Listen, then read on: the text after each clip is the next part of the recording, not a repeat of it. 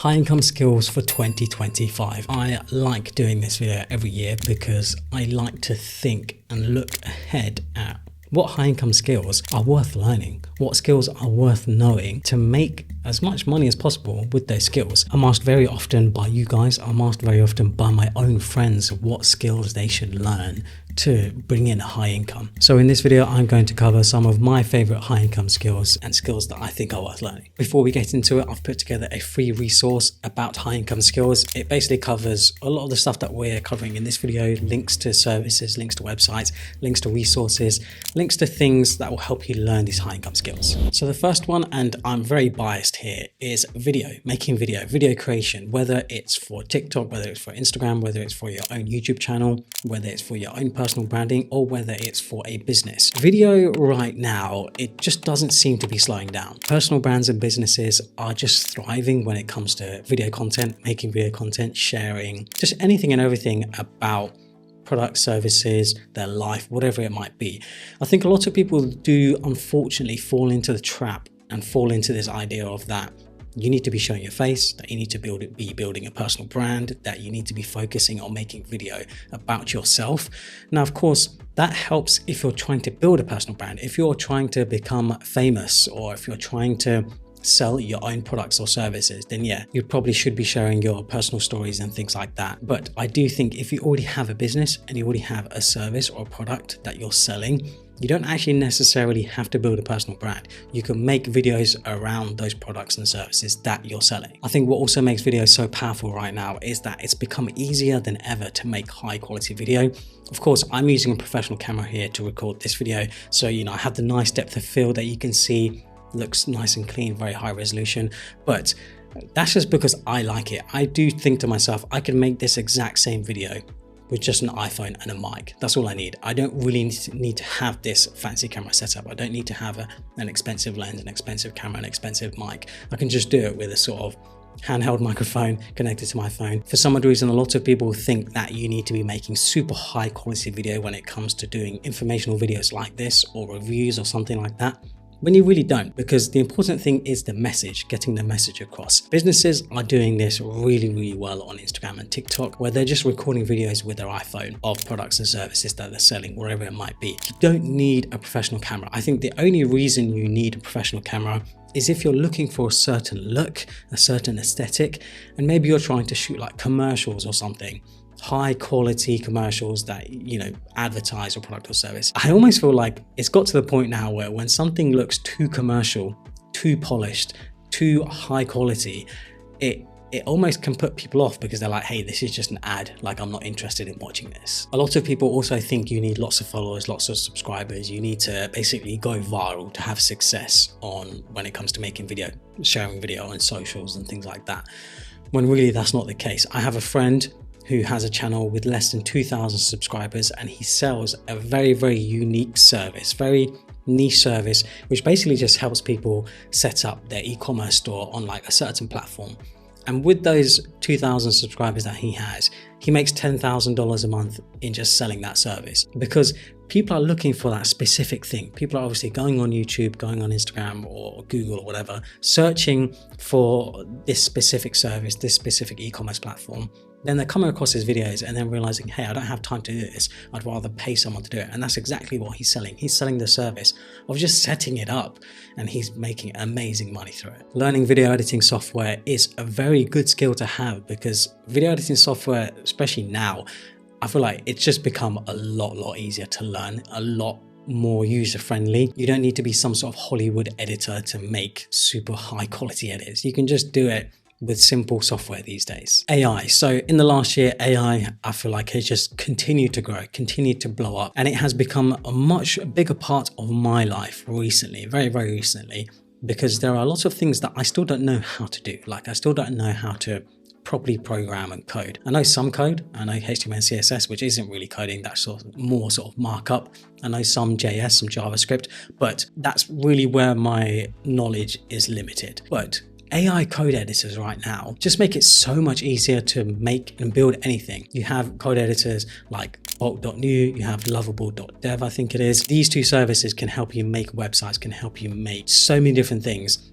And you're just using natural language, which really makes the barrier to entry to make sort of SaaS products, to make websites, to make e-commerce, to do any sort of digital service, nearly any sort of digital service. It makes the barrier to entry so much lower. Like, you don't need to spend lots of money on a very expensive developer anymore. You can get a sort of base product, a base model going, and then if it starts making money, then maybe you could hire a developer to implement features that maybe an AI editor can't. But AI right now, learning how to use AI, learning all the different AI services that can help you in daily tasks, in daily things that you need to get done, it's just gonna make such a big difference to life going forward. Like, I don't think people realize how much we're going through this sort of AI revolution. I also don't think people realize how much AI is already used in their day-to-day life. It's just become part of our day-to-day usage. Learning how to use AI will be similar to learning how to use Google. So there are people who go to Google and can search stuff, basic stuff, like your mom and dad, your grandparents, they can use Google. But then if you're watching this video, you're probably the type of Google user that knows how to use quotations, who knows how to search certain websites, who knows how to look for certain things with Google. There is a big gap of knowledge there. People know how to use AI to do basic stuff, and then there are some people who know how to use AI to do really complex things. And I think learning how to use AI to do the complex things, that's where the high income skills will come in. Marketing. So that can be any sort of marketing. Marketing like digital marketing, email marketing, social media marketing, video marketing. There's just so many different types of marketing, right? And I think it's important, especially now, to learn a specific type of marketing if you can. I myself feel like I don't actually have a specific type of marketing. I do much more lean into social media marketing and organic marketing, but I wouldn't say I'm like an expert at it. I like to think of myself as a sort of jack of all trades, and that has really helped me market so many different things. It's helped me market my YouTube channel, it's helped me market my digital products, it's helped me market my services, all these different things, all because I know a mix of everything. But I do think there is so much room for very developed, hyper-specific marketing. So someone who knows just how to do email marketing, someone who knows just how to do sort of like TikTok marketing. Maybe it's even more niche, like TikTok product marketing. Maybe it's someone who knows how to do YouTube marketing. There's just so many different types of hyper-specific places where you can learn to do marketing. And marketing, the most powerful thing about marketing is that you can show results, especially in this digital age. As long as you're not doing sort of like billboards and stuff, you can really show results these days. So things like Instagram marketing, YouTube marketing, Facebook marketing, things like that. You can use tracking links, emails, stuff like that. You can actually show to a client or your own business if that form of marketing is working, because you can see how much money you've spent. You can see where the customer's coming from. There's just a lot of tracking involved. And with that, if you're good at what you do, businesses will be more than happy to pay for your services. Because if you can prove to a business that you can make them, say, $5,000 a month, $10,000 a month, $100,000 a month, and you ask for 10% or 20% in exchange, like, they're not going to say no. But the problem is, of course, you've got to be able to prove that you can do it in the first place. The best marketers I've worked with have usually actually done something for free to prove that it works, and only once it starts working do they start taking a cut, because naturally they're putting the effort and resources into helping marketing product or service. They need to be rewarded. But the great thing about marketing is that it can scale so much. If you have a good business that can scale, yeah, it's just a win-win for everyone. Sales is another thing that does sort of lean into marketing as well, but I do think they can be seen as quite differently. Because marketing is one thing where you're advertising a product or service, but then sales is after that.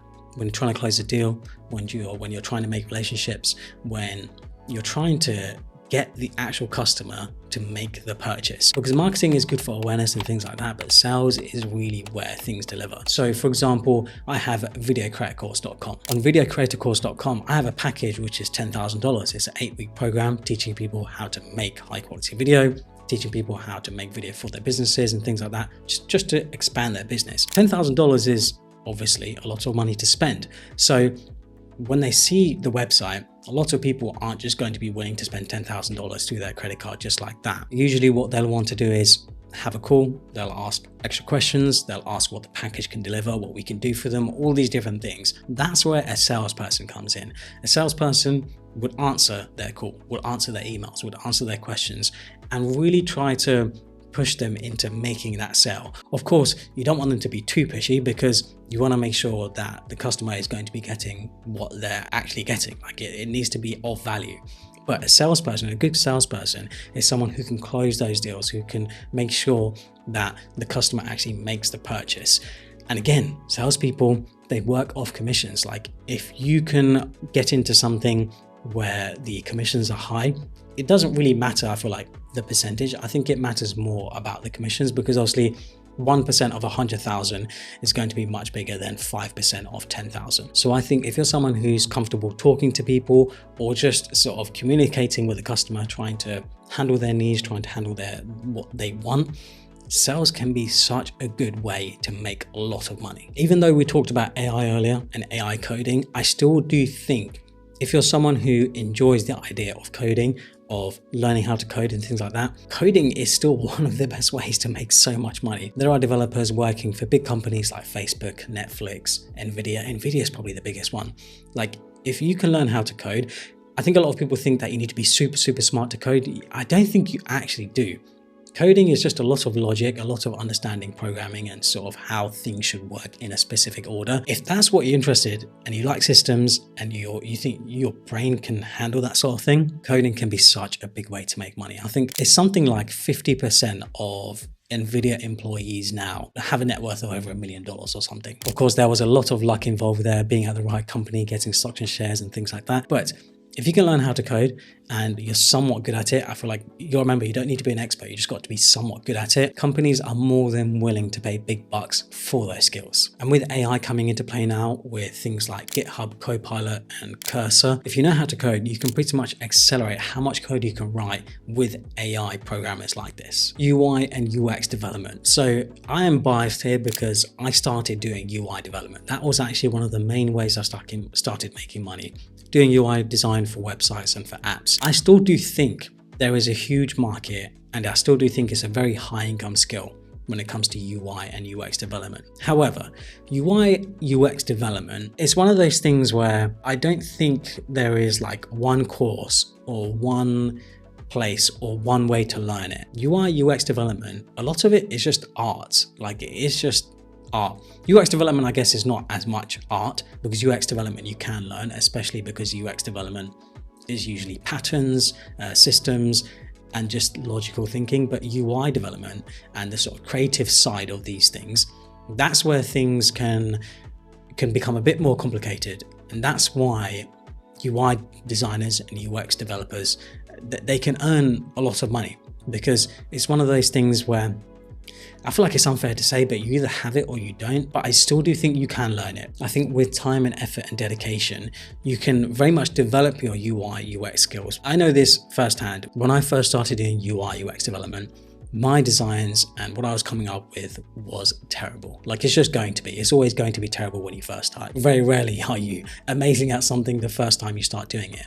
I'd say it took me quite a few years to get into the flow and really understanding what looks good, what works, what people like, and what businesses like as well, because of course you've got to be selling these services to businesses. So if you're someone who sees yourself as a sort of creative person, someone who likes art direction, creative direction, who likes making sure things look good but also are functional, that's the main thing. Something has got to look good, but it's also got to be functional.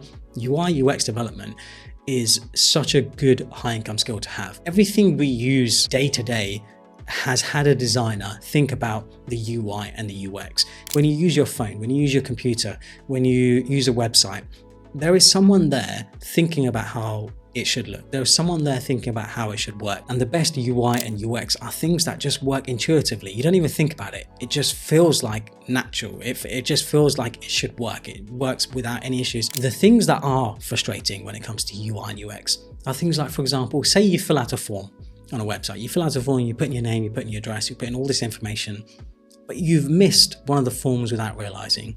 You go to hit next on the form. It tells you you've missed a form and input, but then it's deleted everything else in the form.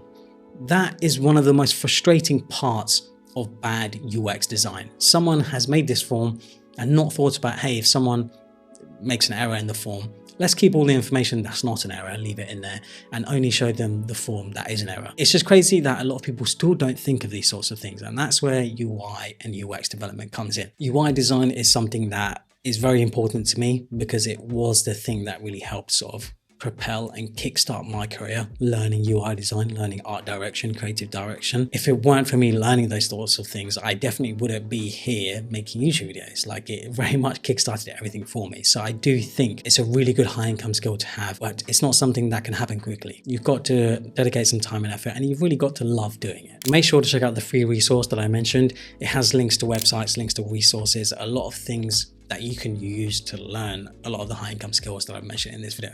Hopefully you guys enjoyed it. Follow me on Instagram and Twitter and subscribe for more.